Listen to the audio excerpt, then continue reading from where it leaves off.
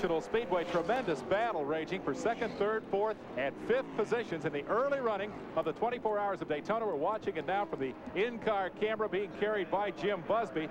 A lot of split-second accuracy demanded of these drivers here. We're going to be talking a lot more about the fact that timing is everything in a 24-hour race. The 125-year-old Hoyer people are offering a tag Hoyer micro-split stopwatch in this event. You see a lot of these on pit road. This is how the drivers and crews keep track of things like interval. Right now it's split seconds between those second, third, fourth, and fifth place cars. We're going to watch for timely maneuvers throughout this race, some to the better and some to the worst.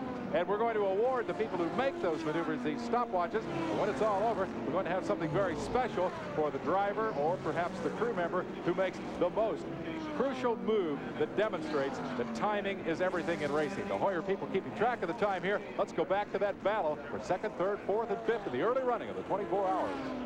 Jim Busby's cars, the BF Goodrich Racing Team, giving us these dramatic pictures. He is closing up again on the Al Holbert car. Meanwhile, the Aiken car has fallen off the pace more with Hans Stuck aboard. Look at this battle continuing. That's Al Holbert, defending IMSA champion. Had just a tremendous year after a very shaky start here at Daytona. Here we are getting the Jim Busby car. We're being told Derek Warwick is at the keyboard of that machine.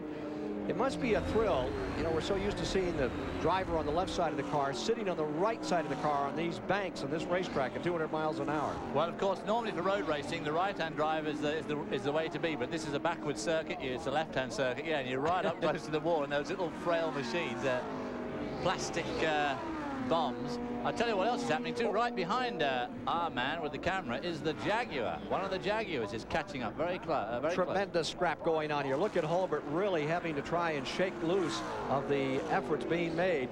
Well, Derek Warwick, of course, is one of the best Formula One drivers. Somehow this year in the shuffle, he seems to have got left out, but it's good for him, sir. Let's go to Chris Economaki. I'm in the Dyson pit, the leading car, number 16, with Drake Olson at the wheel. He's opened up a 5-second lead on the field, and that's a bit of concern here because everyone says a 1 minute 50-second lap is the way to do this. He's turning 145, 144s. However, Olson is running his own pace. They've told him to run a pace that's comfortable for him and comfortable for the car, but they didn't think it would be this fast, this early. Back to you. Well, there you see the lead car, and for a moment he was in trouble there. He threw it all the way to the outside, then picked it up again. Olson leading by 10.5 seconds here. That's a pretty good lead this early on, and if he's comfortable, though, that's the thing. As long as he's confident that he's not overstressing it, overstressing the brakes, making a hash of the gear shift and so on. I mean, if that's the pace he wants to go at, it's better to leave him at that than try and force him to slow down. Well, Dave, it's good to have that 10-second cushion because when you get into traffic, you'll lose a second. You might lose 2 seconds. So if you have a nice cushion, you still got, you know, enough space to stay in a nice lead. He's better off, of course, putting out the lead on his own than those other guys, too, all racing each other into that traffic, which is when it gets really hairy. You know, you suddenly get yourself blocked out and... Yeah, and then when the lap car puts on the brakes early, then you bang it into each other. That's right, and he's got time to Drake Olson, who won 3 events last year, now leading the early moments. One of the real sensations. And he's using up a lot of curb here as he ricochets around this thing with a very... I saw that little move there by Mr. Olson. If I was him, I'd be a bit more careful of that. This is a 24-hour race, not a 24-lap race. Well, it's daylight still, and you know, when nightfall runs in and they start running the headlights, they're going to be a little bit more cautious. Not being very choice of car number 16, the lead car by 10 seconds. Drake Olson in second is the Bruce Levin car. Al Holbert's car maintaining the 3rd position now. The 4th position, Derek Warwick, is in the Jim Busby number 67. And then up to 5th comes the Bob Tullius Jaguar. The number 28 car, the Soul brothers, are out of competition already. The car that was entered for Harry Gant and Parsons, Terry Labonte, their car was off the track a lap ago, trying to get that one fired and back underway. Here's your leader closing on one of those Camel light cars. Now, the light cars look like the big prototypes, but they run a smaller engine. They're not allowed to use turbo power. And it is a way of getting into prototype racing without spending the mega bucks that have to be utilized to run a car like number 16 or the Busby car or any of those front 5 overall. Well, you know, we got light beer, light cigarettes, now we got light GTP. Here's Jerry Garrett standing by. Thanks, Willie. Thanks, Ken. We've been surveying some of the teams down here that are running in the top 5, and everybody seems to be pretty pleased about the way things are going. Aiken's team wasn't concerned about that early smoke we saw. A.J. Foyt's team, though, they seem to be having some kind of handling problem. They're jiggling the car out of the banking. The thing doesn't seem to be going right, and they've fallen back in the top 10 quite a ways. The cars that are moving up, the cars that are real happy, are the Jaguar people. Watch out for them. Well, there's Drake Olson continuing to pull away. Handsome young guy who really put it on him in 1985 and is getting off to a very nice start here in 1986. The first event for the International Motorsports Association. From here, they move on to the Miami Grand Prix and then to Sebring, one of the famed races on this International Motorsports Association circuit, which has pretty much taken it away from the World Endurance Series over in Europe. I haven't won at Sebring either. It's another one I haven't won. There you see. You have a long record of races you haven't won. I've got a heck of a long race record. That turn one there has been modified in the last 2 years, and really for the 24-hour race, it's not a very satisfactory corner. It jiggles around a couple of times, and it's all guardrail, and it's a tricky little corner to negotiate. Oh, it's a little tricky in the dark because there's no lights It'd be out very there. tricky in the dark, yeah. 3.56 mile course over which they're hauling these machines, and you're watching the 962 out in front, number 16. Olson first. The Bruce Levin car is running currently in second, and maintaining third, Al Holbert, the IMSA champion, who just kind of has David Hobbs' luck in this event, trying to turn it around here and win this 24-hour race. Well, I wish him luck. Here we see Drake. In fact, that red car in front of him, the red and white car, that's car number 50, driven by your actual one and only Bill Elliott.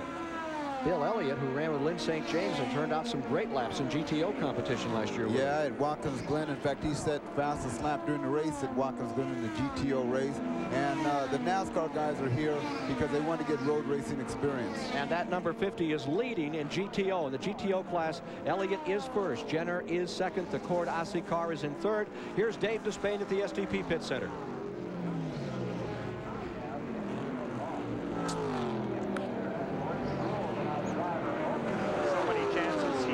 Put himself in very precarious positions under braking particularly, and bouncing the car off quite a few curbs, and it really could spell an end to the car very early for no other reason tire problems doing that. The crew talks about the fact that they're perfectly comfortable to let him drive like that. If you were the crew chief, would you try to rein him in, or would you let him have his head? I think I'd want to slow him down a little bit just based on what I've seen, but of course they don't have the good visibility that we do with the benefit of the television. What they might be doing, looking at the sky, it appears there could be a possibility of rain. And of course, if you've got a 10 or 20-second cushion to play with, it really helps you when the bad weather comes. What happens if it rains? What develops then? You'll see different strategies evolve. Some of the teams will keep their drivers out on the dry tires and hope that it's only a brief shower. Then they don't have to go through a 2-pit stop loss of time, whereas others will come in, make an immediate stop for rain tires and try and get back out and take advantage of the good tires. On the dry racetrack, as we watch from the in-car camera and see the action, on the dry racetrack, they run tires with absolutely no tread. If it rains, they have the option of coming in, and they almost have to come in, don't they, if it rains very much? Yeah, it's just like driving a car on bald tires on the street when it rains. You have very, very little control, and it takes almost an inordinate amount of precision to drive without having some sort of an incident. We see the masterful control of Jim Busby as he threads through traffic here. Quick update, the Brune Motorsports Porsche, which was one of the favorites here, came in very early. Terry Bootson is having to replace the alternator. Terry Labonte's Oldsmobile has a lubrication and oil system problem, and they're both on pit road. Back to you, Ken. All right, you're still with the BF Goodrich car. This is Derek Warwick at the controls of this 962, which is very tender to the handling. Well, you can see his hand there flashing on the wheel. These are very tight corners here, and it requires quite a bit of luck to get round them all. And you can see his hands there, as you would say, playing the keyboard in this 962. A lot of precision required. If you put a wheel over the edge, there's big holes which can cut tires and make a bit of a mess of your car. So you've got to get the car in the right place. Now, right here on the banking, that car is developing a couple of thousand pounds of downforce, plus the centrifugal force, so the steering at this point is very, very heavy, right where we're looking now. Here they come into the hardest braking portion of the course. Let's watch him as he comes in here. This is Derek Warwick in car number 67, closing in on the Al Holbert car. They dart in around through traffic into turn one. What track conditions worry you most out here, Derek? Well, yeah, I mean, the conditions are obviously tough when it's raining and at night time. In particularly, you know, you've got a lot of very slow cars now, or a lot of cars that are a lot slower than you. That's the biggest danger. You know, running continuously is not a problem, but avoiding the other cars is a problem. The thoughts of Derek Warwick as we continue our battle here in the 24 hours of Daytona. There's the leader going back out of turn 6 and up onto the 31-degree banking at the west end of the Daytona International Speedway. Interval now stands at 15.5 seconds. In the GTU class, Mandeville and Smith are leading over Johnson and Shaw at the present time. In GTO, it's Elliott, Kyle Petty, Ricky Rudd, and Schrader's car out in front. And overall in this race, you're watching the number 16, Olsen, Dyson, and Cobb's car leading over Bruce Levin, with the Al Holbert car running third, the Busby car, Derek Warwick now driving in the 4th position. Then comes the Jaguar in 5th. A tremendous crowd is here assembled in the infield. They don't sit in the grandstand for this one. They're all inside watching the action live here at the 24 Hours of Daytona.